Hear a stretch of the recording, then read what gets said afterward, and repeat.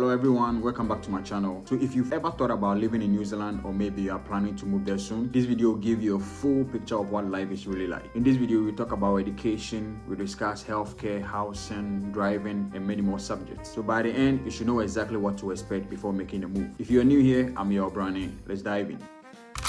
So New Zealand is one of the most multicultural countries in the world. You meet people from different parts of the continent, Europe, Asia, Africa, and the Pacific Islands, all living together and contributing to the country's rich mix of cultures. The original people of New Zealand are the Maori, and their traditions are a big part of everyday life. So you will often hear Maori greetings like Kia ora, you see Maori carvings and their arts, and experience cultural ceremonies at schools and public events. When it comes to population, about 70% of New Zealanders are of European descent, 16% are Maori, 15% are Asians, and around 8% are Pacific Islanders. And this mix gives the country a warm, inclusive, and a friendly atmosphere. So most people speak English, but Maori and New Zealand Sign Language are also official languages. New Zealanders call themselves Kiwis. They are known for being relaxed, polite, and open-minded. And these people value kindness, honesty, and humility. So you will fit in easily if you are a respectful and easygoing person. So there are three main islands. They have the North, the South, and the Stewart. So most people live on the North Island, especially around Auckland, which is the largest city in New Zealand. Other big cities are Wellington, and that's the capital, and they also has Christchurch. So because New Zealand is in the Southern Hemisphere, the seasons are quite opposite to Europe or America. So their summer runs from December to February, and winter begins from June to August. It's also normal to see daylight until 9 p.m. in the summer and darkness by 5 p.m. during the winter season. When it comes to transaction, the local currency is the New Zealand dollar. So most payments are made by card, and you will rarely find Kiwis using cash. You often hear the term FPOS, which just means debit card payment. So in here, Visa and MasterCard work almost everywhere, but American Express is limited and are normally used in few big shops. When it comes to banks, the most common ones are ANZ, ASB, Westpac, BNZ, and Kiwi Bank. Setting up a bank account is pretty simple, and most banks let you open an account even before you arrive in the country, especially if you are moving for work or study. And there is no tipping culture here as compared to most countries, so people are fairly paid, so tipping has become optional, but it's accepted if you are willing to, and you have a beautiful treatment if you tip at a bar or restaurant. In New Zealand, the main fuel stations you will see are the BP, Z Energy, and the Girl, and most of them are full service with a small bakery or convenience store, and sometimes even a Subway or Krispy Kreme counter. If you're after the cheapest fuel, Girl is usually the best choice. It runs on a self-service system with card machines beside the pumps, and there are no frills, just low prices. You will also find other chains like Mobile, Carters, and Gas, which are spread across the country. Supermarkets such as Countdown, New World, and Pack and Save often offer fuel discounts when you shop with them. And in Auckland and Christchurch, Costco stations are known for having some of the lowest petrol prices. So to find the best deals wherever you are in the country, use the Gatsby app. It shows you the real-time fuel prices across New Zealand. So people in New Zealand drive on the left just like in the UK, and speed limits ranges from 30 km per hour in town areas to 110 km per hour on highways. Public transport works best in the big cities, and most people still own cars because the country is spread out.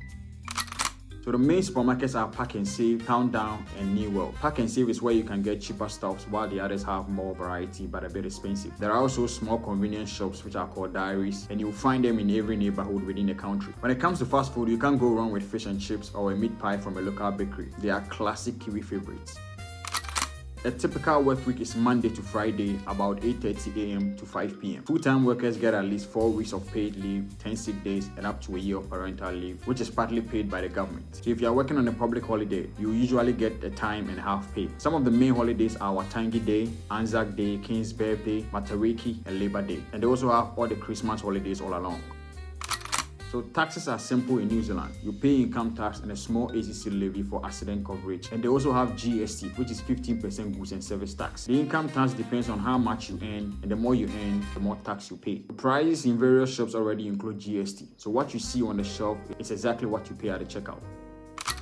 With the education system, school in New Zealand starts at age 5, and the school year runs from January to December. So it's usually divided into 4 terms. From year 1 to 6 is for primary school, year 7 and 8 is for intermediate school, and year 9 to 13 is for high school. So most students study for the NCEA, that's the National Certificate of Educational Achievement, which is the main qualification used for entering university. And there are 3 main types of schools in New Zealand. There are state schools, which are for free, the integrated schools, which have low fees and are often affiliated to religion, and private schools, which are more expensive but usually offers Cambridge or IB programs.